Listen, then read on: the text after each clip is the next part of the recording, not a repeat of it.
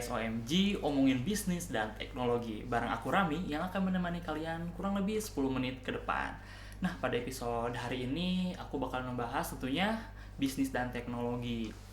Nah, di sini aku nggak sendirian nih. Aku bakalan ditemenin sama seseorang yang mungkin sudah lama nih bergelut di bidang IT. Nah, mungkin Teh Chevy udah penasaran nih siapa orangnya.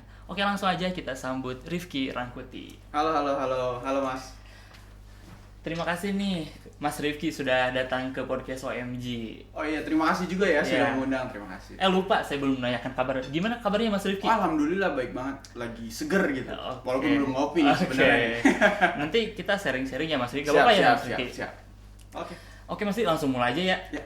Nah, mungkin aku mau menanya nih sama Mas Rifki, awal mula nih Mas Rifki tertarik di bidang IT nih dan mulai mempelajari bidang itu sejak kapan sih Mas Rifki? Boleh diceritakan? Jadi kisahnya itu kembali ke dulu saya waktu SMK. SMK saya ini kebetulan memang di bidang IT yang unggulan. Jadi lulusannya itu bibit-bibit unggulan IT lah gitu kurang lebih kalau mau dianalogikan.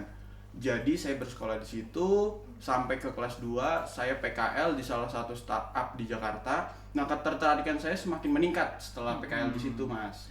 Berarti Mas Rifki bisa dikatakan mulai suka belajar itu sejak SMK gitu ya? Iya, benar banget. Nah, Mas Rifki kan ini sering banget nih yang bertanya-tanya nih, mungkin Teh Chevy juga sering bertanya ya. Susah nggak sih Mas Rifki untuk belajar IT itu? Jadi nih, Teh Chevy, kalau kamu pengen belajar, nggak terlalu susah kok. Nggak terlalu susah, kamu bisa langsung pergi ke laman YouTube atau beberapa laman yang akan saya rekomendasikan nih, salah satunya Web3 School, Egghead.io atau Front End Master.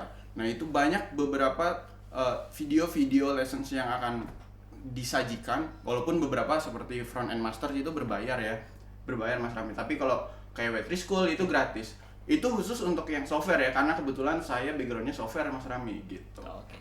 Nah tuh Teh Chevy, tadi Mas Rifki sudah menyebutkan tuh. Jadi Teh Chevy ini sangat beruntung banget nih karena kedatangan Mas Rifki. Nah Mas Rifki, apa aja sih Mas Rifki yang harus disiapin nih untuk memulai belajar IT itu? Kalau kebetulan saya kan di bidang software ya, IT, jadi ada yang hardware dan software. Kalau yang hardware itu kalian perlu solder lah, perlu papan board untuk elektrifikasi dan lain-lain. Itu bukan bidang saya lah, tapi saya di bidang software. Bidang software ya, seperti yang sudah disebutkan tadi, Tech Savvy. Mudah sekali, kamu punya komputer atau laptop, kamu punya internet yang kuat, kamu pergi deh ke beberapa website yang tadi saya sebutkan. Ada YouTube, ada Front End Master, ada Egghead.io itu. Intinya sih kita harus punya niat dan usaha untuk belajar IT ya. Itu penting banget, Mas. Penting banget. Karena Mas Rifki juga belajar dari niat dulu ya awalnya. Iya. Niat yang saya kumpulkan, selain memang saya di-trigger dari sekolah itu, SMK itu, saya ada beberapa variabel yang bikin konsistensi saya meningkat gitu. Oke, siap. Berarti Mas Rifki ini seorang yang giat belajar ya sampai sekarang gitu. Iya banget. Berarti kan gitu. Iya. Nah, Mas Rifki, ada gak sih di bidang IT ketika kita belajar IT suka dukanya? Jadi kalau saya mulai dari dukanya dulu ya Mas Rami ya. Dukanya itu lebih ke bidang sosialnya. Kalau IT-nya kan kebetulan memang saya suka di bidang ini, jadi saya pelajarin memang karena ketika saya belajar itu hormon-hormon kebahagiaan saya meningkat. Aduh, bahasanya agak berat nih, maaf nih ya. Jadi saya suka lah gitu kalau bidang IT. Nah, berarti dukanya itu saya ada di bidang lain, di bidang sosial. Di bidang sosial ini contohnya misalnya saya harus ketemu dengan orang lain yang karakternya tidak sesuai gitu Mas Rami, yang karakternya kadang ada yang beberapa menyebalkan gitu ya. Saya beri A, dia tidak beri A, saya beri 1, dia tidak beri 1 tapi 0 responsnya gitu kurang lebih Mas Rami. Nah, itu agak berat buat saya. Jadi saya harus mikir ekstra untuk mendekati dia gitu Mas Rami. Oke, baik. Berarti semua bidang pekerjaan juga pasti ada suka dan dukanya ya Mas Rifki? Ada dong. Gak mungkin lepas dari duka ataupun sukanya kan? Ada dong. Iya. Nah, gini Mas Rifki, untuk prospek kerjanya sendiri itu gimana sih Mas Rifki? Di bidang IT ke depannya gitu, jangka panjang? Oh, secara jangka panjang. Kebetulan kan IT ini memang kalau kita kembali ke 20 tahun lalu, IT ini tidak begitu eksis gitu ya Mas Rami ya.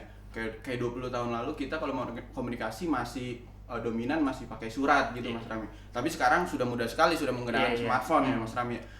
Jadi ini tuh perkembangannya sangat cepat. Jadi cocok untuk para milenial. Jadi tidak cocok lagi untuk para boomer yang sudah tua Mas Rami gitu.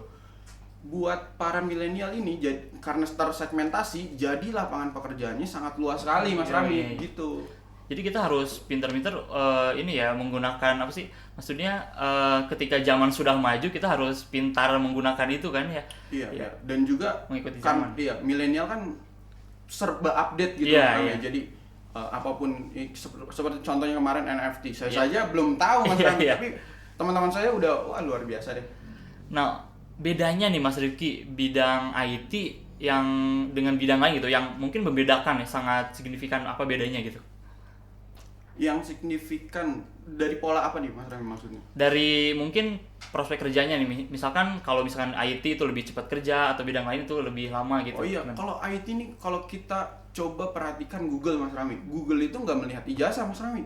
Jadi kamu nanti kalau misalnya Mas Rami mau kerja di Google nih sebagai software engineer misalnya gitu ya, Mas Rami cuma dites aja di sana, dites, interview pertama HRD dulu. Jadi biasanya interview yang korporasi itu ada HRD dan user. Jadi ya HRD itu biodata Mas Rami, ini itu ketika nanti lolos masuk ke interview user, di user itu Mas Rami akan dites logikanya dan skill kemampuannya itu. Ketika masuk ya diterima, nggak ada tuh melihat ijazah lulusan mana, itu nggak penting sekali Mas Rami.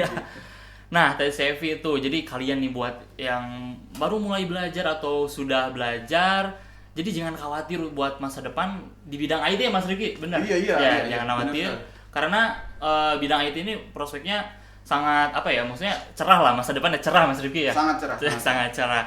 Oke Mas Rifki nih, ini pertanyaan yang sudah saya tunggu-tunggu nih dari tadi, mungkin tes CV juga penasaran nih. Berapa sih Mas Rifki minimum penghasilan jika kita nih bekerja di bidang IT Mas Rifki? Kalau saya sempat research beberapa waktu lalu, jadi kalau ada namanya laman khusus untuk para pekerja yang umumnya dominan untuk software engineer atau desain. Di sana itu lamannya namanya upwork.com ya Mas Rami. Oke, itu tes CV boleh dicek. Itu upwork.com, nanti kalian bisa cek. Nah, di sana itu untuk software engineering rata-rata gajinya 5 sampai $20.